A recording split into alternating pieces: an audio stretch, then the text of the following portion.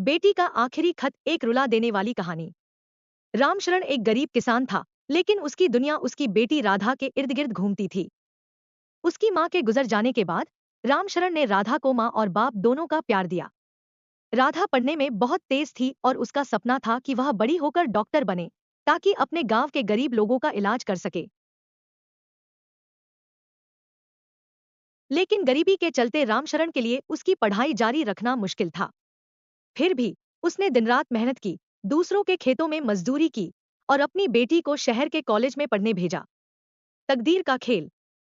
राधा अपने सपने के और करीब पहुंच रही थी, लेकिन किस्मत को कुछ और ही मंजूर था।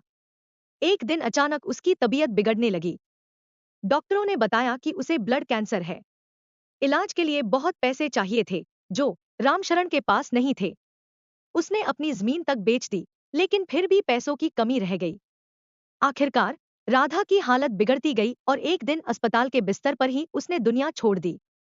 मरने से पहले उसने अपने पिता के नाम एक खत लिखा। प्यारे बाबा, आपने मेरे लिए जितनी मेहनत की, मैं उसके लिए हमेशा आपकी ऋणी रहूंगी।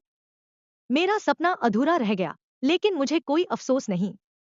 मेरा सपना तो आप थे और आपने अपनी पूरी कोशिश की। बस एक वादा कीजिए, आप खुद को कभी दोष नहीं देंगे। मैं हमेशा आपकी बेटी बनकर आपके दिल में जिंदा रहूंगी। आंखें नम कर देने वाला अंत। रामशरण ने जब यह खत पढ़ा, तो उसकी आंखों से आंसू थम ही नहीं रहे थे। उसने अपनी बेटी को खो दिया था, लेकिन उसकी हिम्मत और प्यार हमेशा उसके साथ थे। उसने गांव में एक छोटा सा क्लिनिक खुलवाया और हर गरीब की मदद करने में लग गया। उसने ठान लिया कि अब कोई और बेटी अपने सपने अधूरे छोड़कर न जाए। सीख। यह कहानी बताती है कि पिता बेटी का प्यार सबसे अनमोल होता है और सच्चे सपने सिर्फ अपने लिए नहीं, बल्कि दूसरों के लिए भी पूरे किए जा सकते हैं।